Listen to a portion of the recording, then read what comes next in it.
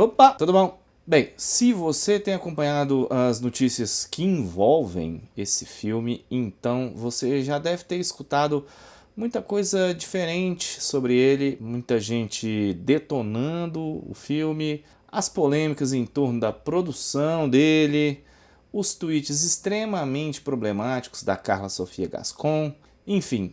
Emília Pérez se tornou um fenômeno de popularidade, mas pelo aspecto negativo, né?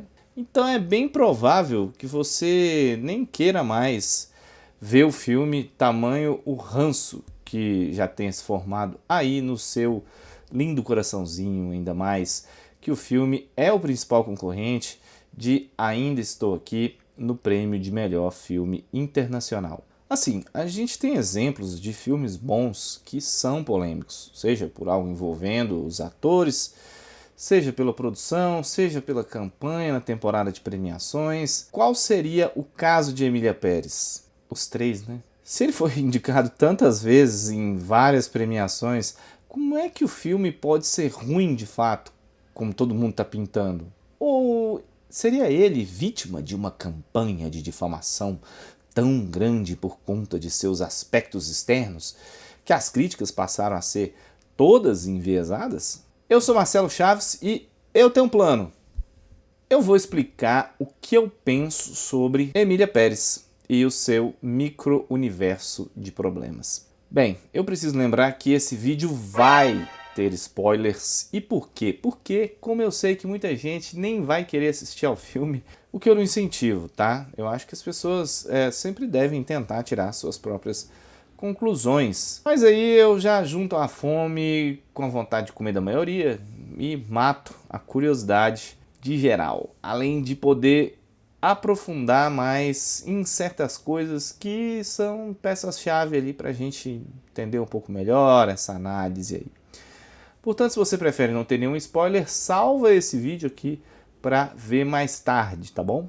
Começando com um resumo da trama. A Rita é uma advogada, é vivida pela Zoe Saldanha, é contratada por um narcotraficante perigosíssimo para que ela seja responsável pelo procedimento de troca de sexo dele e assim se tornar uma mulher, como sempre sonhou ser. Feito isso, essa mulher agora chamada Emília Pérez, agora totalmente redimida de sua persona criminosa, cria uma organização não governamental para ajudar pessoas a encontrar vítimas desaparecidas do cartel do México. Basicamente é isso. Bom, vocês viram aí que eu dei uma ênfase no totalmente, né?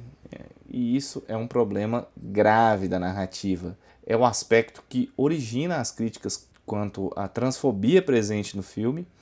E eu ainda não vou entrar nessa questão porque eu quero contextualizar melhor. Vamos voltar lá para o começo do filme, onde a gente vê a Rita sendo apresentada. Aí para mim já tem um problema. Na imensa maioria das narrativas mais simples, o primeiro personagem que a gente conhece é o protagonista. E por que é assim? Porque funciona. Quer fazer de outro jeito? Tudo bem. Mas aí há o risco do espectador não criar aquela identificação imediata. Quem já viu, sentiu que a personagem da Rita parece se destacar mais que a Emília durante a história, grande parte das vezes, não é à toa.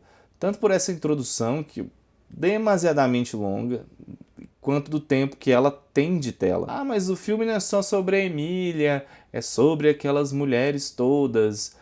É um ponto de vista que dá para aceitar, mas eu não concordo. Pelo fato de que, a partir do momento que a Emília nasce, toda a trama passa a girar em torno dela. Aí o roteiro parece querer dar um destaque à Rita, à Jessie, que é a personagem da Selena Gomez, para vender essa ideia de que elas são tão importantes quanto.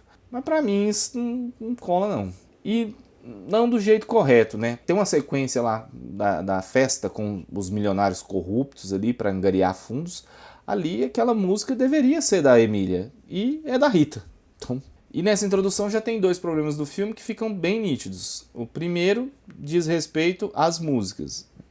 O altíssimo grau de acochambramento das letras é uma coisa medonha. Algumas até se encaixam nas melodias, mas quase todas parecem mais um texto cantado, como se alguém estivesse inventando ali a melodia na hora. Repare a quantidade de falas que tem entre versos para poder complementar o sentido da música, né, em várias delas. Porque simplesmente as letras não se encaixam direito nas melodias. Além disso, a primeira canção ela já me irrita, né, quando só o último verso traz ali uma resolução para o problema da Rita, ou seja, né, a solução fácil que surge do nada, só que musicada. Então, em suma, é como se eu fizesse este vídeo desse jeito, sem me preocupar com rima ou ritmo. Afinal de contas, se tem notas musicais, virou música, e se tem música, é um musical.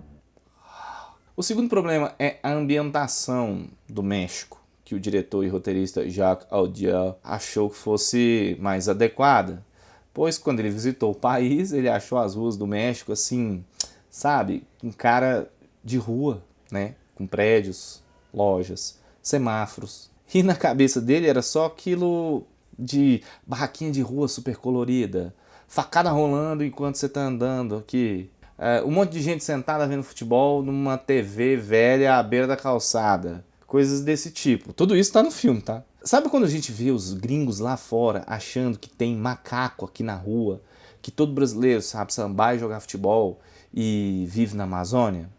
Pois é, o Jacques não só teve a oportunidade de ter essa visão sobre o México desconstruída, como preferiu ficar com a visão estereotipada e produzir todo o filme desse jeito. Aí vem outro argumento. Ah, mas o filme é uma fantasia, um musical. Essa ambientação pode ser artificial mesmo. Não mete essa, pelo amor de Deus. Olha o tom da narrativa e da fotografia, do design de produção. Sem falar que o tema dos desaparecidos vai totalmente na direção oposta. Então, ou você tem um México frio e violento, ou aqueles mariachis ridículos lá, vestido com pisca-pisca. Os dois ao mesmo tempo, não dá. Olha, compara com La La Land, com Viva, A Vida é uma Festa, visualmente, contextualmente falando, você vai entender o que eu estou querendo dizer. E claro, não é porque trata-se de um tema sensível que você não pode fazer um musical disso. É só ver, por exemplo, Os Miseráveis. Acontece que do alto da cabecinha cretina de colonizador do Audiard, ele só enxerga os estereótipos mesmo. Como numa entrevista em que ele disse que o espanhol é o idioma dos pobres e dos imigrantes. Então se justifica toda essa antipatia dos mexicanos pelo filme? Eu acho que sim. Sem falar na escalação de atrizes não mexicanas para os papéis principais, a única exceção é a Adriana Paz, que vive a Epifania, mas que não aparece em praticamente nenhum material de divulgação. Ai, fizemos uma seleção e não encontramos ninguém. E a Litza Aparicio, a protagonista de Roma, do Alfonso Cuarón, lembra? Ela nem era atriz profissional quando foi selecionada para o papel e já foi indicada como melhor atriz de primeira. Carlos Dias, ele é arquiteto e viveu o Cardeal Benítez no recente conclave. Que azar dessa produção de Emília Pérez, hein? Coitados, né? E a Selena Gomez, que foi selecionada para o filme, ela tá completamente ok. E ela teve que reaprender a falar espanhol, porque ela foi muito pequena. Ela nasceu no México, mas acho que ela foi criança ainda para os Estados Unidos. E então ela desaprendeu a falar.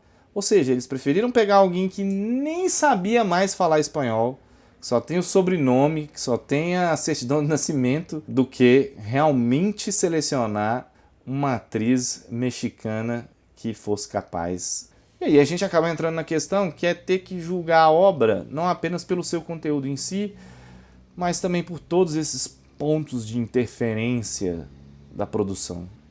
Afinal de contas, dá para separar a arte do artista ou não? Eu acho que a resposta é: depende. Emília Pérez também se classifica como um produto de entretenimento, assim como, né, praticamente todos os filmes hoje em dia, e acaba sendo consumido em sua totalidade, né? Ou seja, como uma obra de arte e também como um item de consumo. Então, portanto, separar completamente esses fatores um do outro em pleno 2025, com redes sociais, né, é uma tarefa praticamente impossível. Talvez passando por um processo de ruptura na hora de entrar na sala do cinema. Assistam Ruptura. O segundo ponto é que toda obra deve, pelo menos em tese, nos levar a uma reflexão sobre a sociedade, ou sobre comportamento humano, ou sobre política. Sim, toda a arte é política, quer você queira ou não.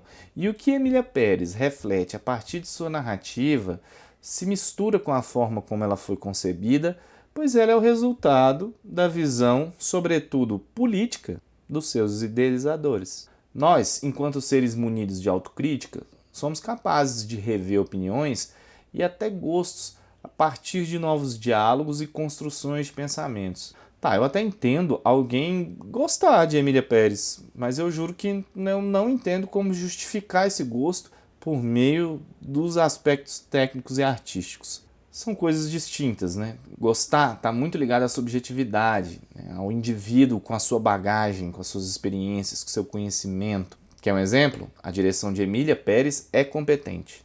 Eu tenho que reconhecer isso. As sequências musicais, elas entregam e são visualmente atrativas. A Zoe Saldanha e a Carla Sofia Gascon têm realmente atuações ótimas, mas o roteiro é péssimo, em várias escolhas extremamente questionáveis e várias cenas que não têm função nenhuma em mover a trama, né? Por exemplo, tem uma cena quando a Rita reclama que tá sozinha, que não tem ninguém, né? Nenhum parceiro e tal. Aí a Emília começa a encher a bola dela, dizer, não, que isso, você é ótima, você vai encontrar alguém. Aí ela decide ir pra uma boate. E aí tá lá conversando com um cara. De repente, ela tá observando por uma fresta a Jessie, que é a personagem da Selena Gomez, cantando no karaokê com seu namorado. E para que serve isso tudo? E ela usa essa informação, né, isso que ela viu? Não. Então qual que é o sentido? Pois é. E há ainda os outros aspectos que eu já citei, que fazem do conjunto todo, né, um pastelão de primeira. Mas o que me incomoda de verdade é o elemento central de Emília Pérez, que é a transição de Manitas. Essa representação ela é péssima porque ela pressupõe uma mudança radical e imediata de caráter do personagem a partir do instante em que ele conquista o sonho de ser uma mulher. Em outras palavras, o que o Audiard quer dizer com a sua história aqui é que pessoas trans estariam transformando não só seus corpos, mas também a sua personalidade ao concluírem seu processo de transição. Eu nem preciso explicar por que esse raciocínio é absurdo, né? Não à toa, Emília Pérez fechou o bingo de desafetos com a comunidade LGBTQIA+, manifestando toda a sua indignação com relação ao filme. É claro que o problema não é a trajetória da personagem, mas o roteiro validando tudo isso, né? Porque se ele mostrasse a Emília como alguém que, por conta disso, fosse muito incoerente, uma anti-heroína, talvez, aí tudo bem. Como se não bastasse, para que Emília seja punida ali pelo seu passado, né, como Manitas, aí o roteiro faz o quê? Pega o caminho mais óbvio. Mata a personagem, né? Aquela coisa da punição divina pelos seus crimes.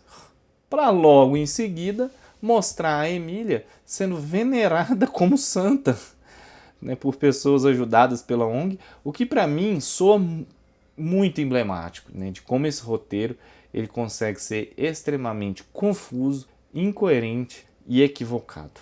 Mas uma coisa é inegável, Emília Pérez conseguiu, por meio de sua enxurrada de indicações e prêmios da indústria, nos mostrar que a visão que o europeu, né, que os estadunidenses têm do restante do mundo é sim preconceituosa e limitada. Bem, então para mim não é ranço não, é ruim mesmo. Se você gostou do vídeo, considere deixar o seu like e também se inscrever no canal. Ative também as notificações para saber quando houver novos vídeos. Um grande abraço.